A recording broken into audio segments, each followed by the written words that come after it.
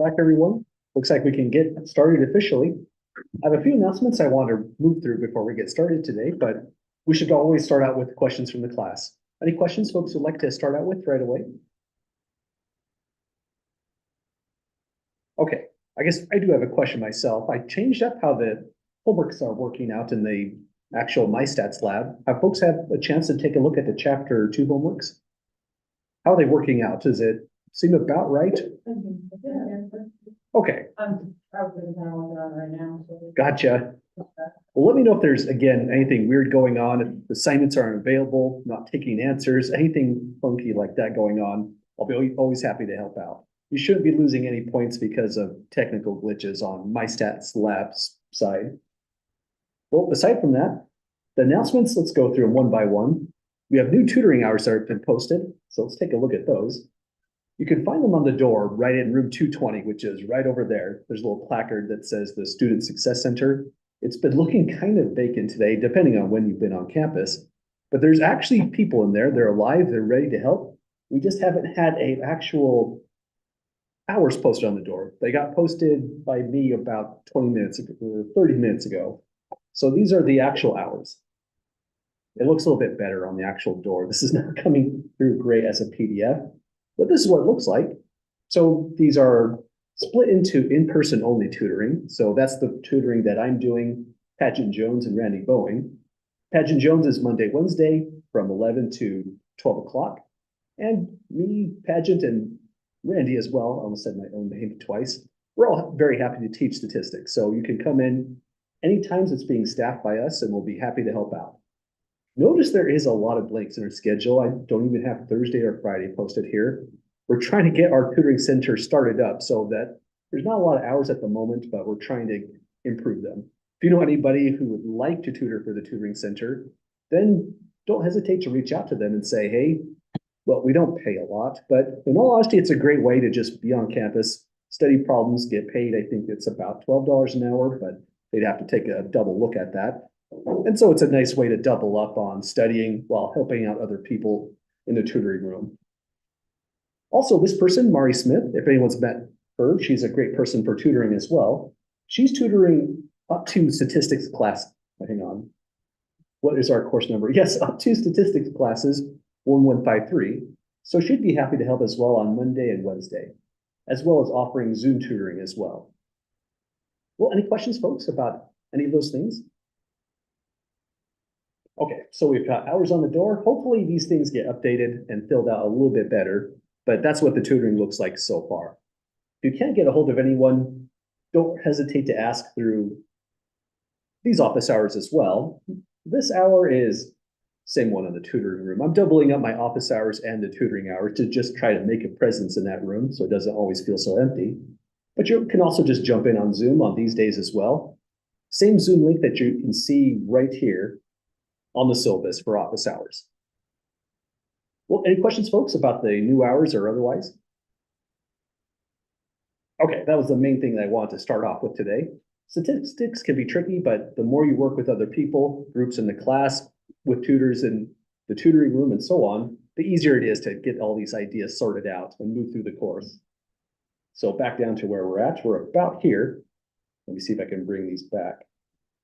Sort of, we just have to kind of scroll to get it back to this right spot. So we're just about on example 3, which means we'll complete these notes for sure today. I didn't put a due date on this one since we may end up somewhere on these notes, potentially coming back on Thursday. Looks like we'll probably be finishing chapter 2 on Thursday, but we'll see where we end up. Also, we haven't had a quiz yet. I felt like a quiz on week 1 wasn't quite appropriate. We're trying to figure out the book bundle stuff, but we'll have our first quiz posted before class when we come back tomorrow. It'll just be posted down here. There'll be an assignment so it shows up on your Google Calendar. And when you click on it, it'll include the PDF to the quiz question. Nothing as big as what you're doing in the MyStats lab. These are going to be really short, directed questions. But that's my spiel to start out class so far. Any questions, comments, or concerns about any of that information? Okay, well, let's get started with where we left off. In section 2.1, we're handling a categorical variable and just seeing different ways to display the data. The frequency table, relative frequency table, and the bar chart were the major concepts there. Now in section 2.2, we turn it over to a quantitative variable. We started off with the dot plot. Here it is. And the major things we were interested in this kind of dot plot was where all the data is aggregating. That's the center here. More interesting is how spread out the data is, but we also focused on outliers like this quantity here. These are great if you're building things by hand, but in statistics, more often than not, you're going to take data like this and display it inside or with a histogram. So that's the problem that we ended on Monday's class. The review on this one is whenever you're looking at a histogram, let me take off some of these marks here. Any one of these rectangles that you decide to focus on, say maybe this one here, would tell you that there is one person in this study who had a pH between, this looks about 7.7 or maybe 7.65 rather, up to 7.8. So much like the dot plot is trying to tell you where people lie, how the data is clumping together, and those kinds of matters. Any questions at all with histograms so far? Okay, this is where it gets pretty interesting, the differences between a categorical variable versus a quantitative variable like this one. Let's turn to the notes back here just for the moment. In section 2.1 to illustrate. In section 2.1, our first graph looked like this, and it does have a particular shape, right? It seems to be swooping down to the right, almost a kind of right skew, although we typically wouldn't use the words on this one. But the shape that you see here is truly a lie in a real sense. The reason for that is you could just rearrange this if you wanted. You could put the Japanese cars in front of the American cars, the Korean and German, you could rearrange as well. You could make this all look kind of symmetric if you really wanted to. There's nothing at all prevented you from doing that because there's no definite rank between these car makers other than the proportions seem to go down. Turn back to the histogram, and there is a definite order. This is the order of the ordinary real number line, and you cannot rearrange these rectangles. They are absolutely fixed exactly where they are. It's because of that reason, let's put down a really quick comment here. We can discuss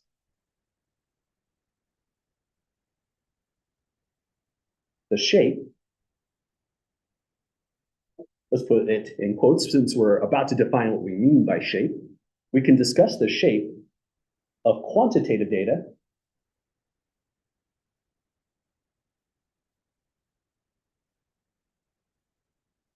but not categorical data.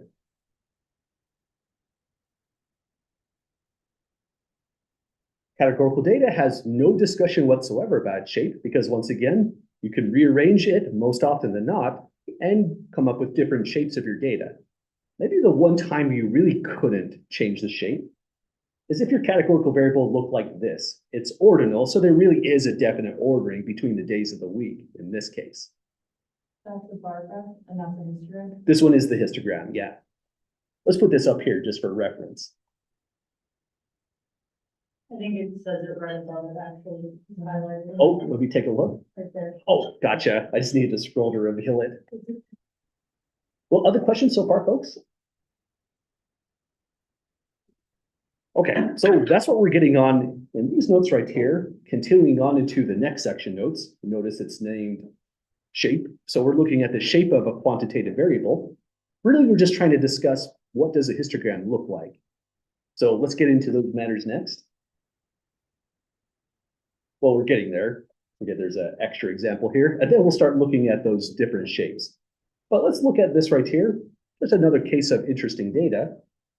Here I do have a histogram provided below, but this question is also kind of a recap type question. We have some interesting data here, a question about the population sample, and then related questions to go along with it. So I'd say this is a pretty good recap of a lot of what we've done already since the first day of class. So the story of this data says, radioactive cesium, they're referring to cesium-134, cesium-137 specifically, is a waste product of nuclear reactors, the same modern nuclear reactors that are being used today.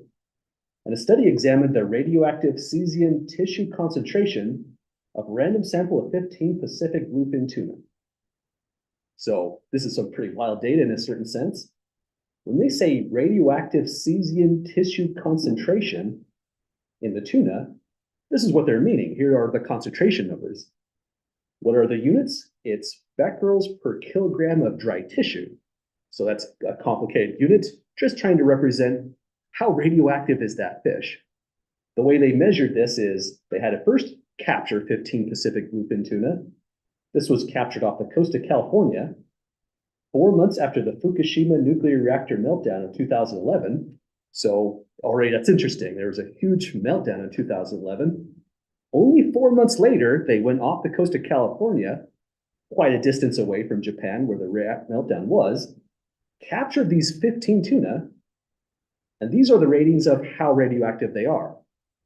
Again, the units are tricky. This is becquerels per kilogram of dry tissue.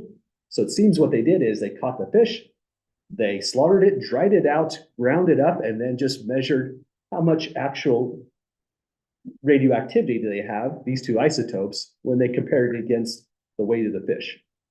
But at the end of the day, this is just saying, you look at this one, this is 8.0 becquerels per kilogram of dry tissue. So that's the radioactivity of that fish. None of these numbers really have any meaning to me. I'm not a nuclear scientist. It's just a number with a unit, a very strange unit. But then they come and tell us, here comes the experts. Historically, the mean, let's pause right there. What would you say is another way to say the mean? What's another word for that? Exactly. That's just another way to say average. In statistics, the word average is commonly said, written as mean. So we should make a note of that right here. By mean, we mean, oh, I shouldn't say it that way. This means average. Keep getting that word mean in there, but I think that's better read. This means average. So for example, if we had, just for a really fast illustration, let me pull out a calculator.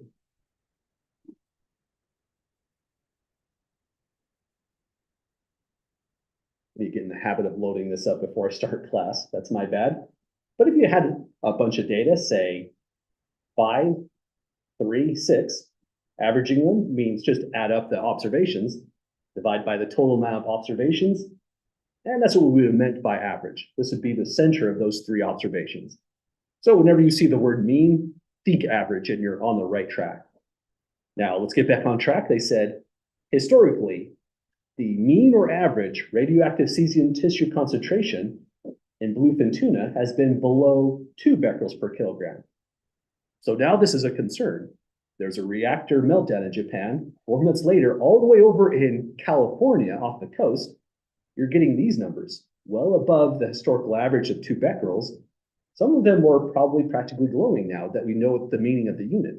So this was a pretty interesting effect after the meltdown.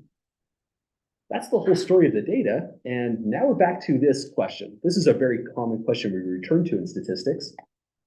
We want to know what is the population and what is the sample. So let's think about that.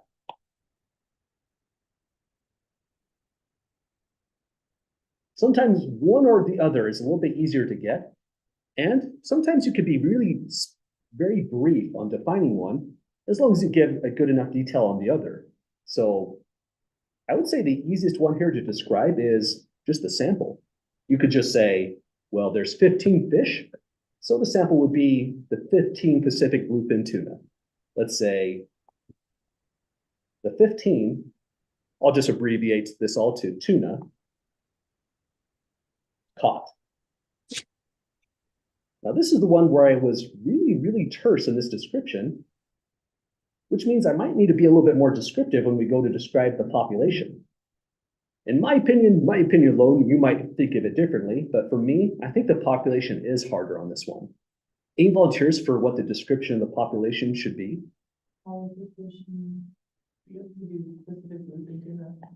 Awesome, let's go with all Pacific bluefin tuna I like the word all here. It's not required, but it's a good emphasis to always put in. It helps us with our understanding in the notes. We mean everybody, and by everybody, we mean all of those specific fish. I'm glad that we didn't put this in. There's no need to put in the scientific name. That's already in context. But if this was a real exam question, I would give full credit to this answer, but there really is more going on to this. So let's see if we can add more about this population. The tricky thing about populations is that they change. They change with geography. They also change with time. And this one has an extremely strong temporal component because this population of Pacific bluefin tuna existed in a certain way before the meltdown. We are very interested in right after the meltdown, specifically 4 months after. So if we want to be really specific on this population, that's what we should say. The Pacific bluefin tuna, all of them as they were 4 months after that devastating meltdown in Japan. Again, you don't have to be super specific every time you answer these, but it's cool to know that sometimes there's a lot of information written in when you go to answer a population. There's a ton to think about. So we'll say here, all Pacific bluefin tuna. Well, the geography component is, we're talking about the one specifically by California because we're wondering, how does this radioactivity spread throughout the ocean systems? So we'll say, caught off the coast of California 4 months after the 2011 meltdown. And it's okay to just abbreviate the Fukushima nuclear reactor meltdown of 2011 to just the one that happened in 2011. Thankfully, these things are rare. So if you say 2011, everyone would know specifically what meltdown you're talking about. So that's the population we're really interested in. How fast did the radioactivity spread? We're answering it by addressing that population through that sample. And when this says the 15 tuna caught, you don't have to say off the coast of California 4 months after the meltdown, because it's already implied the sample came from this population. So it's baked into the context at this point. Well, any questions, folks, on population versus sample? Okay, what they want to do in this study is determine the average radioactivity of all fish in the Pacific bluefin, but they can't actually calculate that. It's impossible. You would have to harvest all Pacific bluefin tuna, measure them in this way, which kills the fish, by the way, and now you've wiped out a population. So obviously there has to be a better way for biology to do statistics. This is how they do it. They hope that this sample is representative of all Pacific bluefin tuna. Now it really matters how they caught them. If this is real random data, then these numbers represent all Pacific bluefin tuna. And so we can answer questions about the population without totally destroying it, harvesting all the fish. Well, any questions, folks, about the population versus sample? Okay, to me, these are always tricky, so we'll always go careful with this, make a big deal out of it. And this is really quite dead on to the nature of what statistics looks like. We identify these things, do some computations here, and then do a write-up of what we find. But part B first asks us, well, these data are nice, we do want to display them, but why is a bar chart not appropriate at all for these data? Any volunteers for why we cannot use even a bar plot on this, or bar chart? Yeah, go ahead.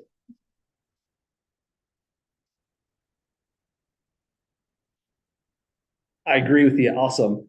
So I like how you started off. There's not different types of fish. There's no categorical variable here. It's all quantitative, so absolutely. We'll say here, the data is quantitative.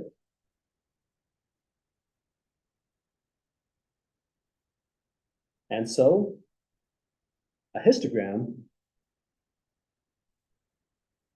should be used. That said, explain why a bar chart is not appropriate. Our explanation said which one is appropriate, and that's the reason why we couldn't use a bar chart. So we want a histogram, and that's what's being displayed down below right here. So here it is. Becquerels per kilogram is the unit going down here. Let me see if I can make that slightly bigger for us. Just slightly before it goes to the next page. Frequency is going this way. So if we counted the heights, we'd have 1, 5, 6.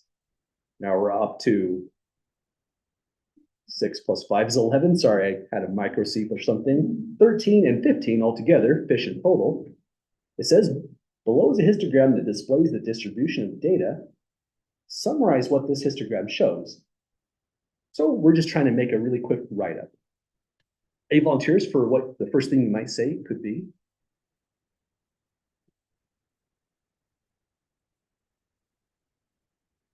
It's kind of tricky in a way. One thought you might have is we just have to say something. We have to write out something here. We have to include context. But what would you say all the data seem to be accumulating at? Where's the main concentration of data? Or are there multiple main concentrations of data? Yeah, there's you have a bunch of fish right here. Exactly. 5 fish are between radioactivity levels of 10 and 12. I will stop mentioning the unit. It's kind of a weird one to say often. But then another accumulation right here. That's pretty strange, and I'm not sure what the explanation is. Biologists might be able to tell us more. It might have something to do with the sex of the fish. It might have something to do with maybe juvenile versus adult fish. I don't know enough about tuna to say, but you know, that is pretty interesting on its own. So anything you see that's a little bit odd or the way data is accumulating, always worth mentioning. Let's say here, there appears to be 2 main peaks where the data is concentrated. I like how you said it. You mentioned the range from 6 to 8, 10 to 12. So let's put that in here. From 6 to 8 becquerels per kilogram and 10 to 12 becquerels per kilogram. How do you know the frequency of the height of the fish? Sorry, say, what do you mean by height of the fish? Well, how do you know what the frequency represents? Oh, on these kinds of plots, the frequency is always going to be the number of fish that belongs to any one of these categories. It was just the fish. They were measuring fish, so the frequency has to be the fish. Yeah, the frequency here came from these measuring- numbers we had up here. Yeah. So this is saying there should have been 4 fish in this range from 6 to 8 becquerels per kilogram.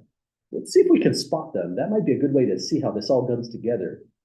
So I'm looking between the range 6 to 8. We have to scroll up for a bit. So hold that picture in your mind's eye. From 6 to 8, that'd be 1, 2, 3, 4.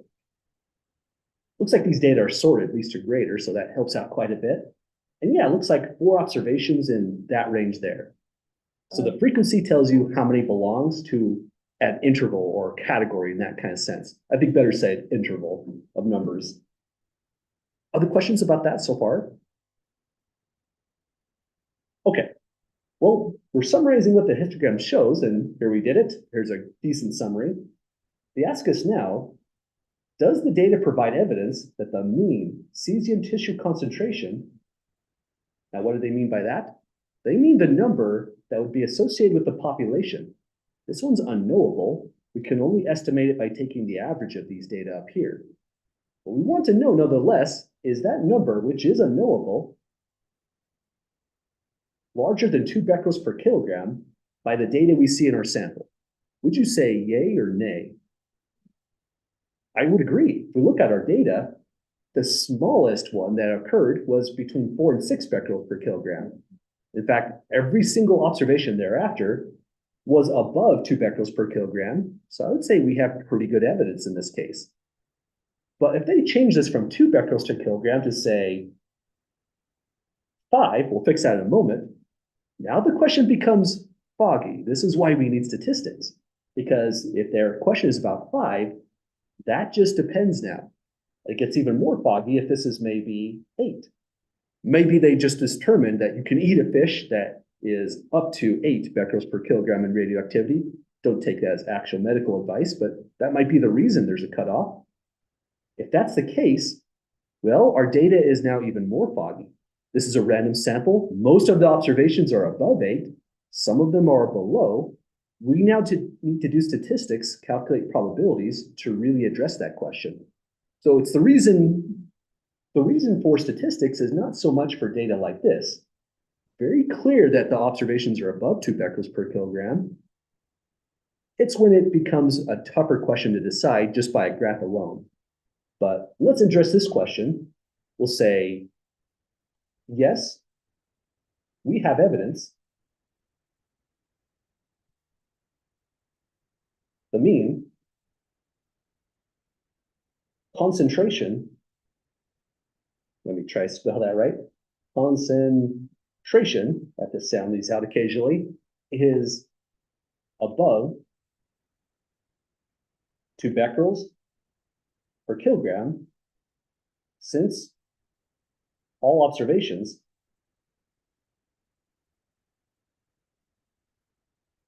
are larger than this value. A lot of writing for these explanations. You don't have to be as wordy as I am. As long as you contain the essence of those kinds of statements or what you said, as long as it's correct based on the data we see, then you're in great shape for these questions. The first last part, this is kind of off because there appears to be 2 main peaks. Use the wrong form to. Oh, that's terrible. Thanks for spotting that. There appears to be, we're good there, right? That's a number. That should have been, let's put in, that's a good correction to make. 2 main peaks. If this was your real paper, I would probably just read over that. Those kinds of mistakes happen. If I know what you're saying, then that's good enough for me as well. But thanks for spotting that. These notes are forever, so good to catch them while we see them. Other questions so far or comments? Okay. Well, again, this example too is just another way to look at a histogram, seeing what's happening with the data, and just making quick statements about the data we see relative to the context. But we have a lot more we want to say about these kinds of histograms. We don't always want to say 2 main peaks. Sometimes we just say bimodal if there are 2 peaks, or unimodal if there was 1 main peak. We also want to have a notion of symmetry versus skew. And so to address all that, here is the vocabulary that starts to break down what we mean by a shape of a histogram. Let's add that right here. Shapes of histograms, meaning we're dealing with quantitative data.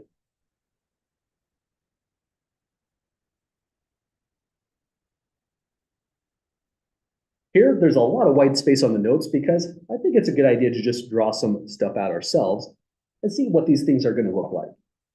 First definition says, a histogram is said to be unimodal if it has a single peak, bimodal if it has 2 peaks, multimodal if it has 2 or more peaks, and so on.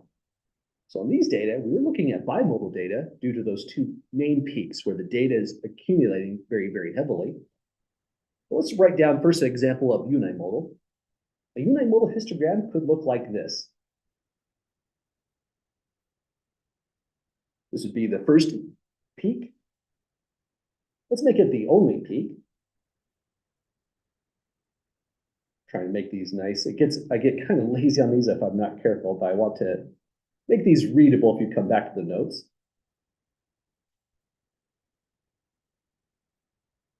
So this would be a good example of a histogram that is unimodal.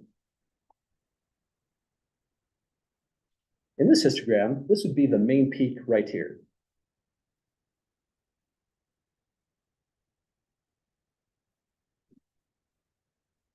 When it comes to these kinds of things, what's really tricky here is we're doing a fully qualitative assessment.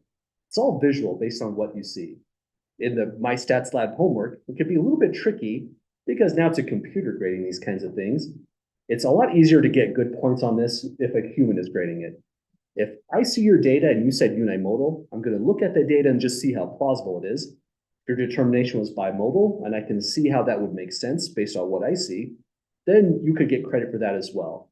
In other words, the same student could potentially get a right answer if both unimodal and bimodal just look plausible. There are a lot of histograms where it looks like it's really just more of a pot shot. It's kind of hard to say one versus the other. So let's make one that looks like it's hard to tell. I want this one to be bimodal. And our data is going to go like this.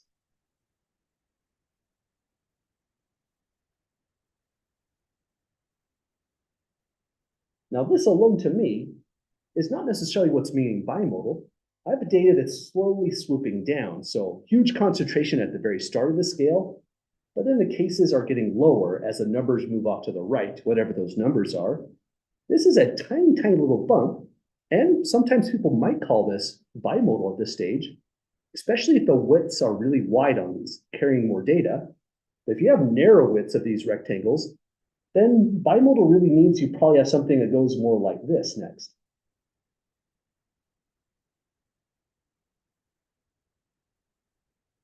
So I would say these are the two main peaks, one huge accumulation of data going this way.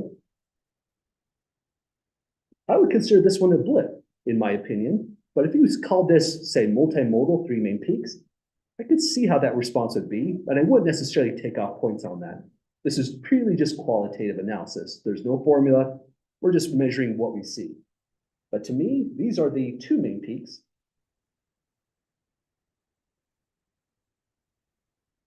Where data is accumulating the most. And so I would call these data, as we see them, bimodal data. Does that make sense to folks when we refer to modes in data so far? Great. You might have heard mode in a different context. Sometimes mode means the number that appears the most in data. That's not exactly the same concept here, although it is a related one. So think of unimodal, bimodal, purely assessing a histogram is how we're going to use those words in this class. We won't actually use a statistic called mode in this class. So that's part of the shape of the data. Other things we need to talk about when we're thinking of shapes, whether it's unimodal, bimodal, and symmetry. What does a symmetric data look like? About like this. But let's put down our new example to go along with it. We also have skewed as well, so we might as well give an example of skewed data. There's a lot of extra space down there, so maybe not too many at once. If I was going to write down something that's symmetric, it could look like this.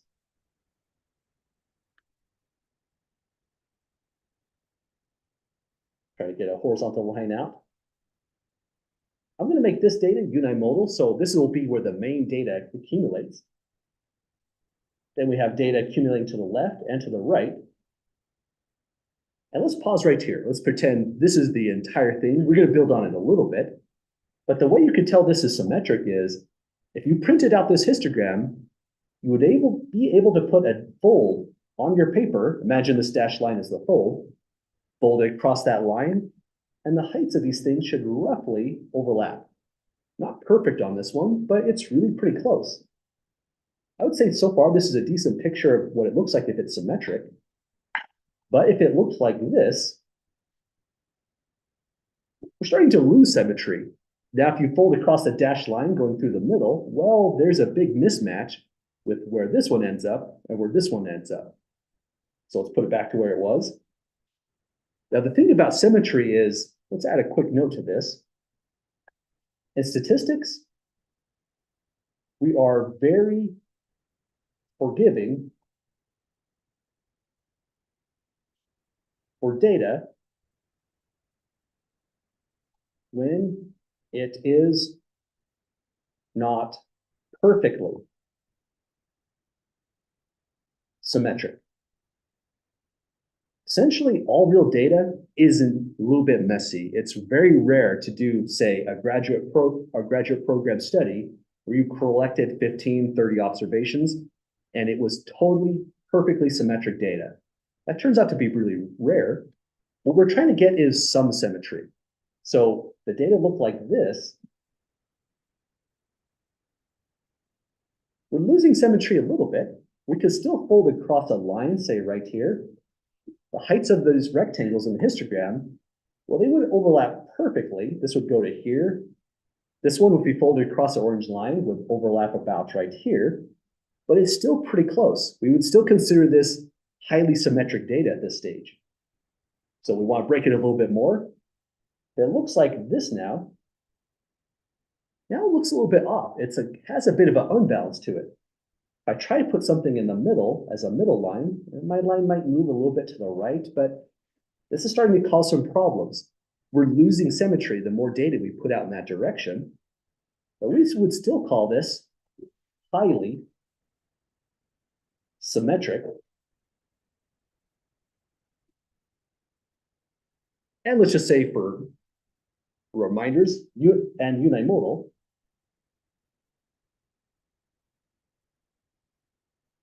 data. Forgot a letter there. C is the last letter in the word symmetric. Let's put that in. So this would still be considered highly symmetric.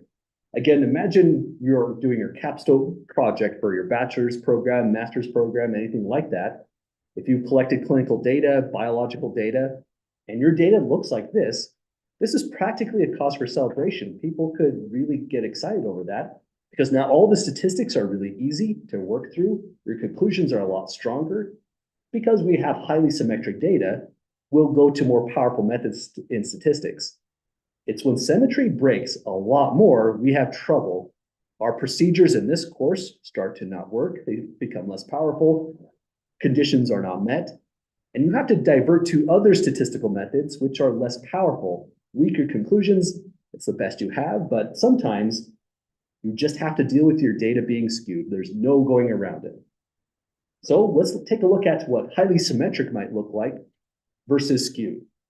We're still talking about the shape of the data, but now we have positively skewed versus right skewed being synonymous, and negatively skewed and left skewed. I usually just say right skewed and left skewed. Takes less oxygen to say, less words to write. If you prefer to say positively skewed, then that's completely okay as well. Let's start with one that's right skewed. Let's add some context to this just to get a feel for what would right skewed data come from. So let's say this is data that starts off this way. Right skewed means if the upper tail of the histogram stretches out much further than the lower tail, then the distribution of values would be right skewed. So let's make it go like this.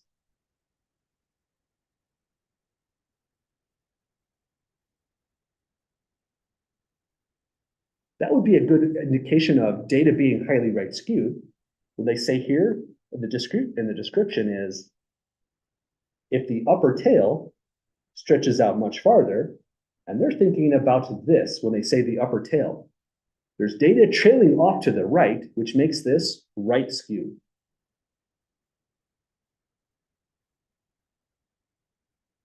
But again, let's add some context to this thing just for the fun of it.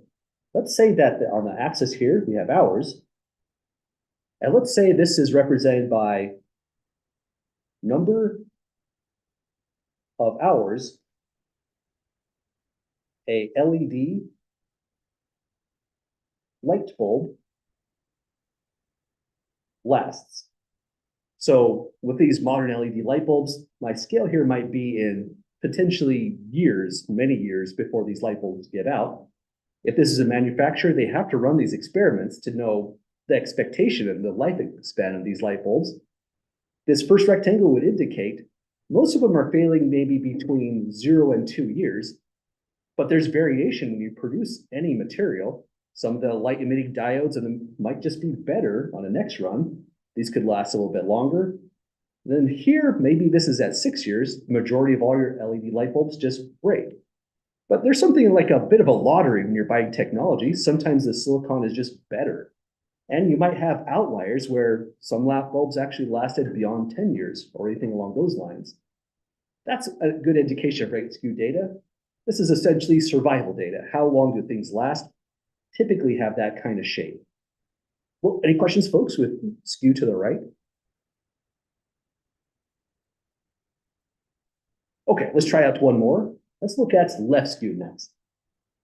For me, this is a kind of a tricky one for coming up with context. So let's do a scale this time and be specific, 0 to 100. This is my best example when I'm thinking of left skewed. And this is really kind of weird in the sciences.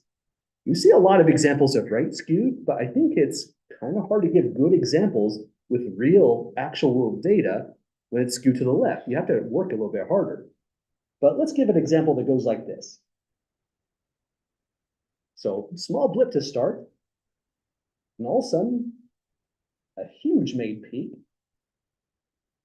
Then something could go about like this.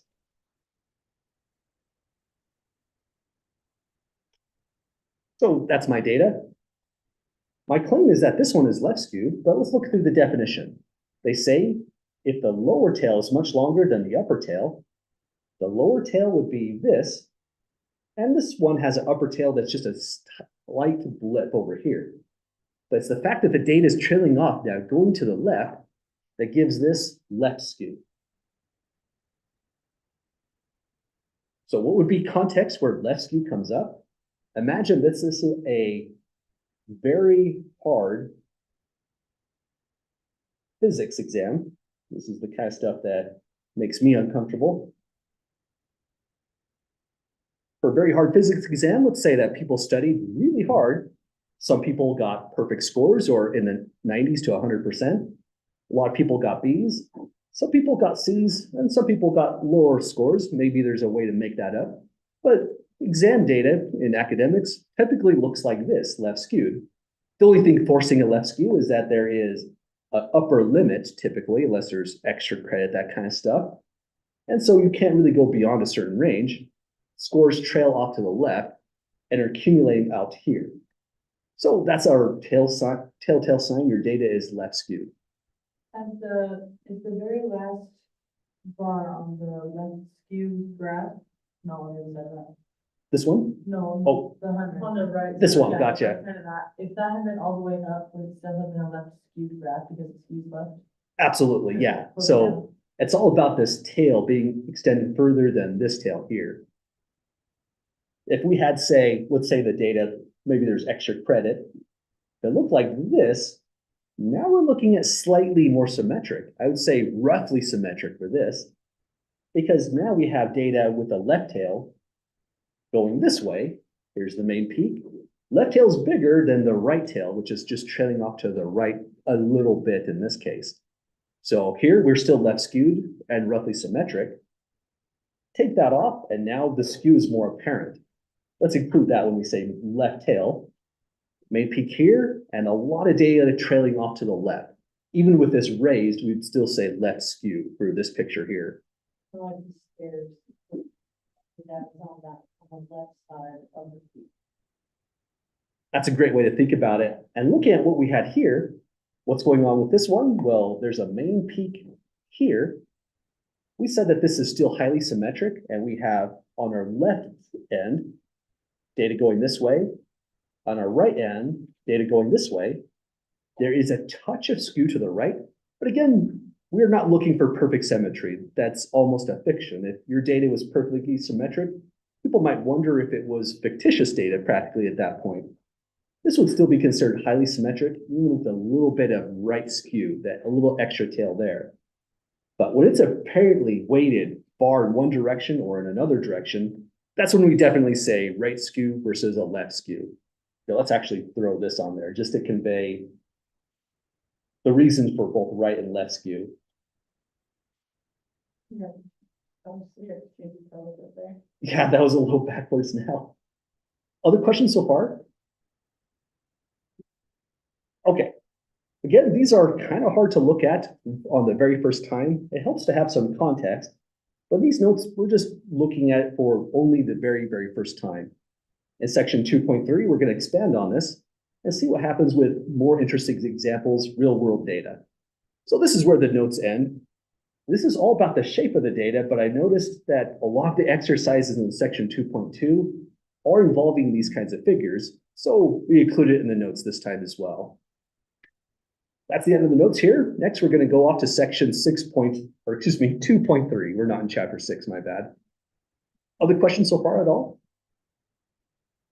Okay, so still in chapter 2. Looks like we may finish chapter 2 when we come back on Thursday's class, but again, we're not going to try to rush it. We'll make sure that we spend enough time on each one of these concepts.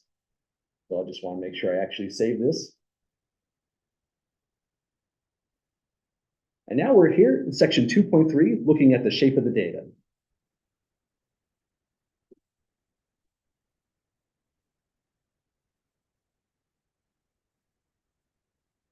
So this is kind of a review of what we were just looking at. Now I'm not trying to draw simple shapes. We're just going to go through these ideas again. And then I have some problems with context at the very bottom. We might look at those when we come back from our class, when we come back to class on Tuesday. So we finally have a core definition of what we mean when we say the shape of the data.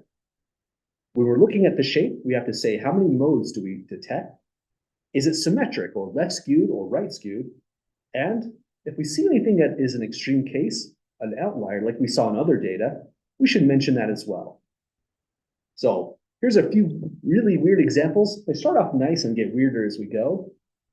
No context, I just called this one sample. We're just focusing on the shape of a quantitative variable. And what would you say this has for modes? Is it unimodal, bimodal, or worse?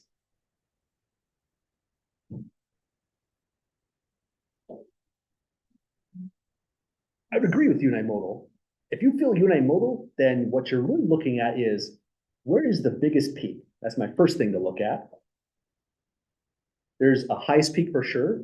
Now we're looking everywhere else. Does it ever accumulate again? No, it's kind of just a gradual fall down on the right. Does it ever come back up? How about on the left? Well, it's a gradual fall down on the left as well, never comes back up. We have data that seems to fit the normal curve to some degree. We'll look at those ideas a lot more in the later chapters. But we find one peak. And so we can say that these data are unimodal. We'll come back to the next thing. We're on now 2. When you see data like these, first thing you want to look at is where is the main peak? After you find it, you kind of want to visualize what would happen if you printed this out and folded along some line. Usually it's close to the main peak. It doesn't have to be perfect. We're not looking for perfect symmetry. But would you all agree that if you folded across this line, these bars right here would roughly overlap with those bars there? Yeah, it's not perfect, but it's pretty close, right? If you feel like, yeah, there's a decent overlap, we are looking at symmetry. This would be the axis of symmetry, a more math way to say it. So we'll say these data are unimodal. I'll put here extremely symmetric. You don't have to say extremely, but it's good to mention that data looking like this is really, really rare. Extremely symmetric. So next, we wonder if there are any outliers. That's a tough one because we're still getting used to the idea of outliers. When you think outliers, here's another thing you could draw on here. Remember when I drew that curve on it? My curve was trying to get to each one of the heights of these rectangles, roughly through the middle. I'm not trying to get it in perfectly, but here's about what my curve would look like. If you can draw a curve that seems kind of like a smooth and gentle curve, and all the data seems to match it okay, you're not really looking at any outliers in the histogram. An outlier would be something that looked about like this. If you had a blip out here, notice it's separated from the main pack of the data. This might be considered an outlier, maybe a mild one. If it's way out here, now we have an obvious and by most measures, a pretty extreme outlier here as well. Again, this is still all qualitative, meaning we're just looking at what we see, making a determination. Later on, we'll have formulas that tell us how can we tell it's an outlier. It'll be called the 1.5 IQR rule of thumb. But even that, it's still just a rule of thumb. A lot of statistics is a lot of just qualitative assessments like we're doing right now when we see the data. But we'll say here, no apparent outliers.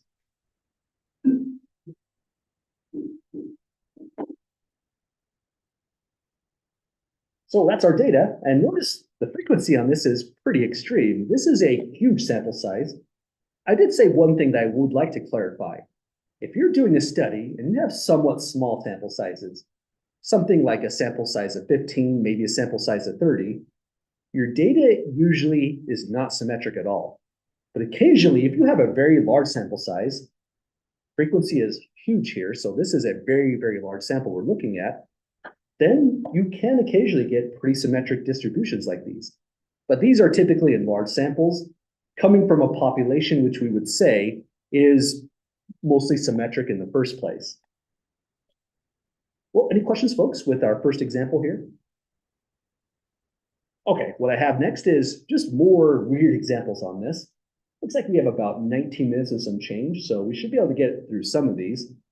But we'll see where we end up on this one. I want to take my time on this bigger example here, so we'll not try to break it across two different classes. First, let's go with the same instructions. I think I should copy those instructions down.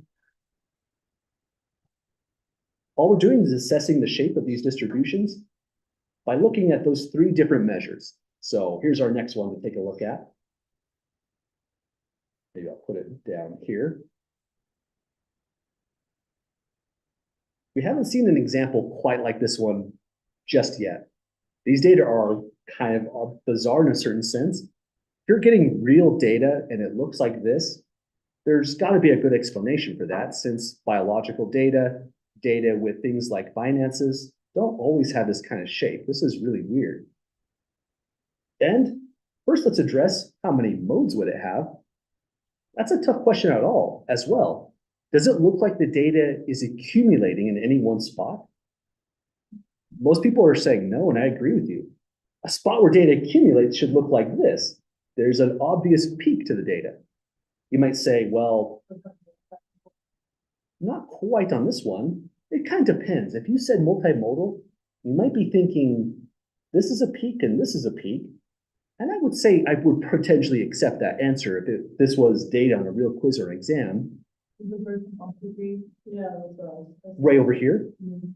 It's kind of tough, but yeah, you might think of this as a peak here as well. I would say that's kind of a fair answer. But for these kinds of data, it turns out there is a different way to think of this. You're thinking that there is no one spot where data actually accumulates. For example, it's not really accumulating here. Observations are just as likely to the right. Same with here and here. My observation between 0 and 1 is not necessarily in those spots. It looks like it could be anywhere, really. We call these data, let me start with the sentence. These data are called uniform. What we mean is there seems to be a mostly uniform height as you go left to right.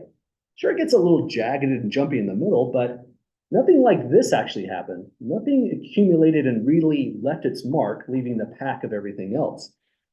We would call these data unimodal, or excuse me, uniform, which means there is no main peak. This would be the typical expected answer for data like these. And again, this is a pretty weird case all on its own. Does that make sense to folks why we wouldn't even say unimodal, bimodal at all in these data? Okay, so it's a real exceptional case. I don't think I would throw this on a quiz or exam, but it can come up in statistics. It's good to be aware that the idea of modes can break down. And here's an example. The data is just mostly flat. Again, this is a pretty large sample size. The heights of these are about 80 observations to 100 observations, it looks like. So we'll call these uniform, no main peak. That moves through this one. But how about symmetry? Would you say it's symmetric or skewed? I agree. It's almost overwhelmingly symmetric, right? You go to the middle, 0.5, fold across. There's not a perfect match, but it is extremely close on this one. It might even be more symmetric than the prior example. So as far as modes go, this one is an exceptional case. Some data you see rarely, but we can say it is highly symmetric.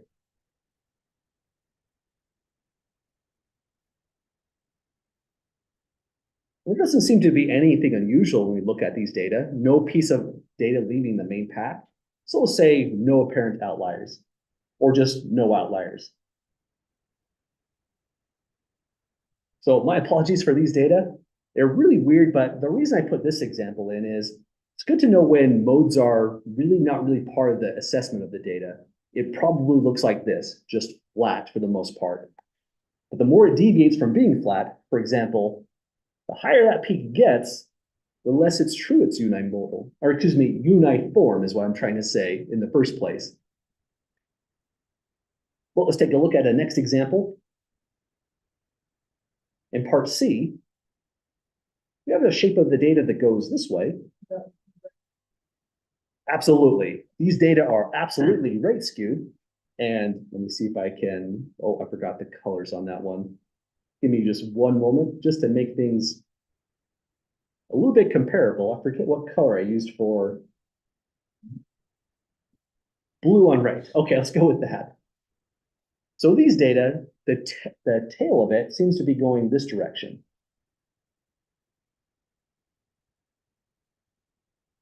Because it's trailing off to the right in this way, we'll say these data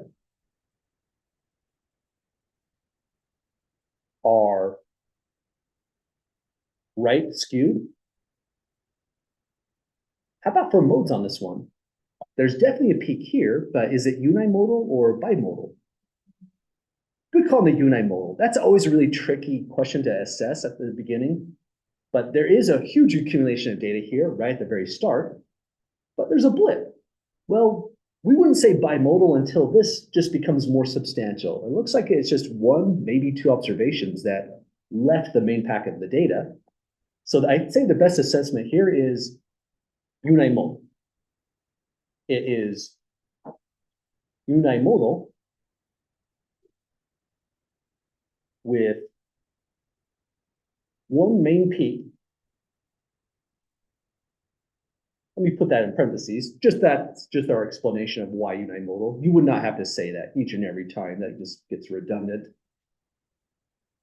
But what else would you say for these data? Wrapping up everything we know about the shape of it. Just one small. Yeah, we have something that is substantially away from the main grouping of the data.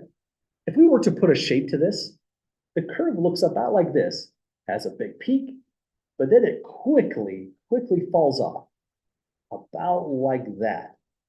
So that's the shape of the curve. Observations here, I'd say, they're things you would expect for right skew. They're trailing off.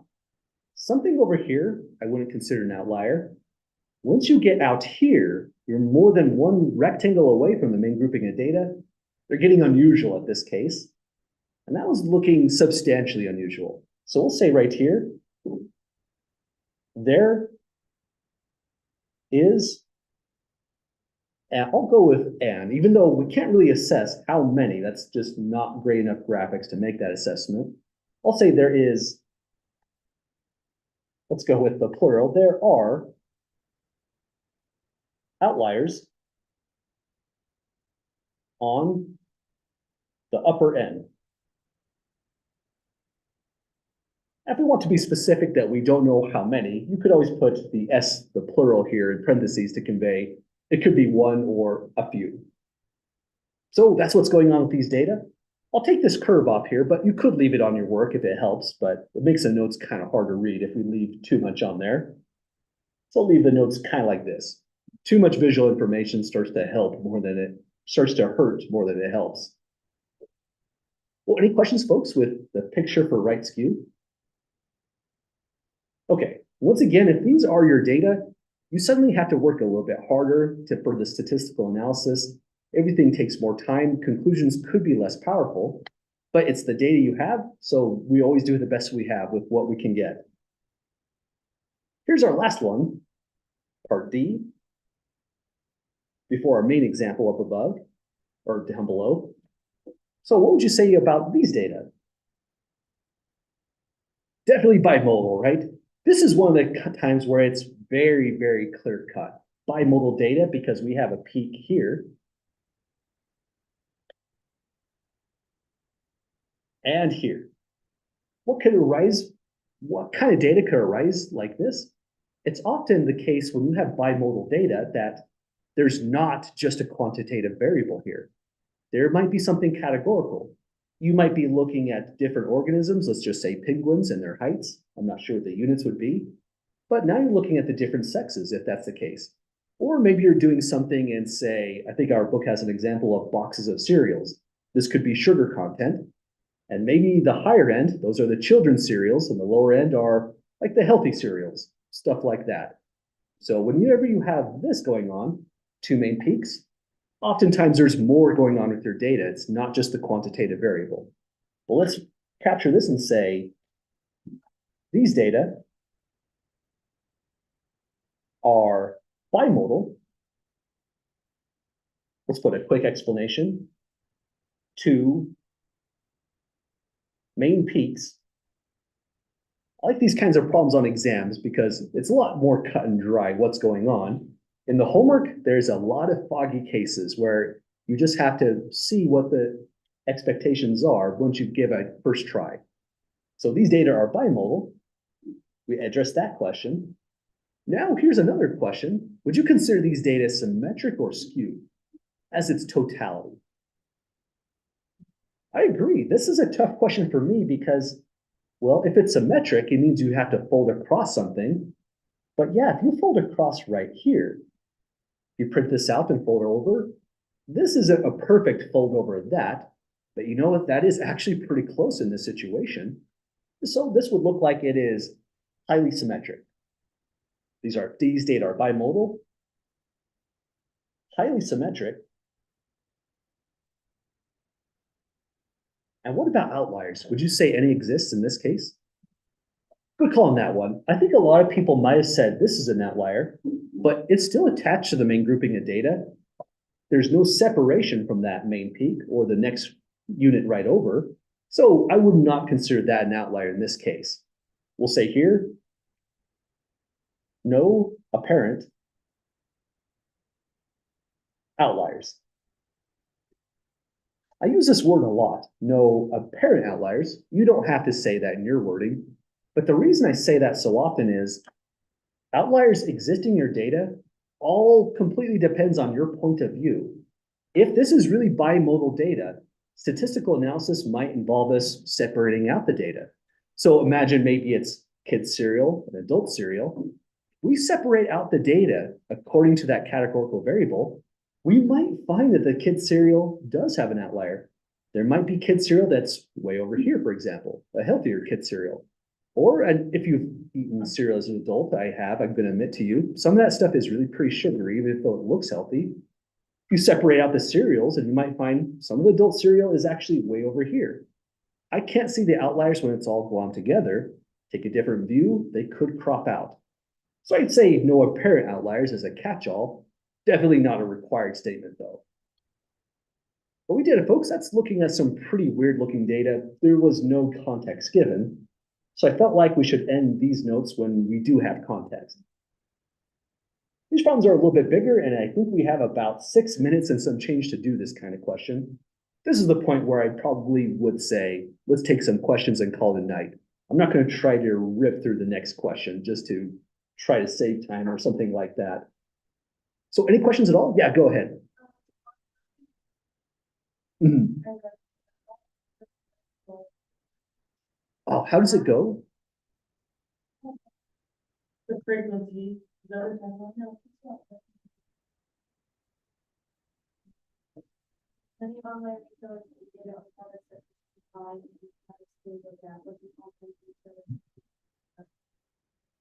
Oh, that's a great question. Is it in section 2.3 or 2.2?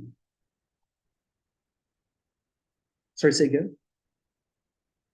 1.2. Gotcha. Let me see if I can pull that one up since kind of foggy on that one too, to be honest. This is still kind of a slow process to get in there, but you know, it's kind of just if you take a short 5-second mental break, then you kind of get less aggravated about all these weird loading screens. Or I don't know. I think that's the first one that I was like, I don't prefer talking to myself. So under assignments, was it in chapter 1 or was it in chapter 2? Gotcha. So chapter 1. Oh, and I got that one wrong. So let's take a look at that one. So yeah, I think I'm on the same context with you on this one. Many online retailers keep data on products that customers buy and even products they look at. What do online retailers hope to gain from such information? I hate these questions. Select all that apply. There's multiple right answers here. So imagine this is Amazon collecting information on customers. Why would Amazon want that information? Would you say they're maximizing profit? Probably. Amazon wants to always make more money. Guidance and designs and placement of links to personalize the web experience. Let's double check that. Online retailers keep data on products that customers buy. That's data on products. That wasn't data on building the website. So I think I agree with you. I probably wouldn't check that one. How about revenue? Revenue from selling a customer's data back to the customer. That's kind of plausible. Online retailers can be skeezy like that. I would say that's potentially true. Revenue from selling the data to marketing companies. Well, if they're trying to maximize their revenue in a quarter, they might do that as well. They'll just bake it into the terms of conditions and hope no one reads too carefully. That's my best guess, but these questions are tricky. I ought to get them wrong in the first try. How does it look to everyone, just as it stands? Feel pretty good? Okay, cross our fingers and check answer. Incorrect. At least one of your answers is incorrect, and or you've not selected all the correct answers. It's a good idea to read what they're saying here. Data refers to any collection of numbers, characters, images, or other items that provide information about something. Statistics help to make sense of the world described by data by seeing past the underlying variation to find patterns and relationships. Feels like this is kind of missing us on getting good help on it. Well, what would you say is the least plausibly true answer on here?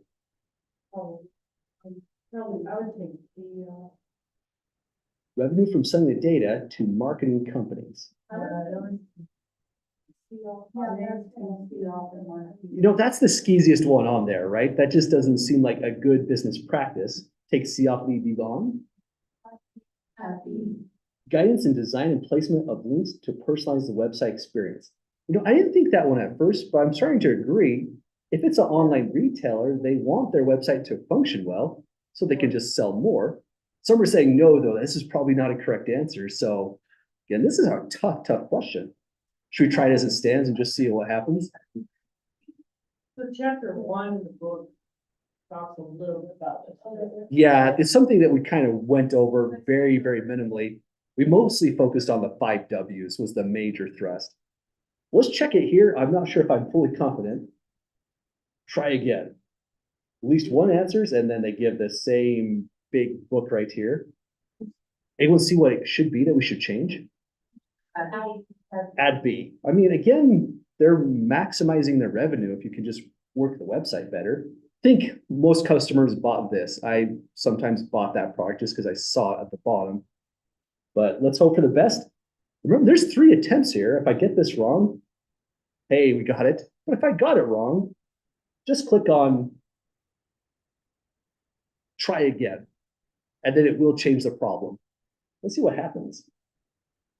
Well, they try to change it, but it looks like there's not a big change on this one. But this is the experience. This one was a tough question, especially from going way back in the past. Thanks for asking about it. Yeah, we kind of missed it, didn't we? I would agree with you on that. Gotcha. Thank you as well. Other questions, folks, before we call it a night? Okay, well, I'll see you all on Thursday. We'll still be in chapter 2, pretty close to finishing it off, I think.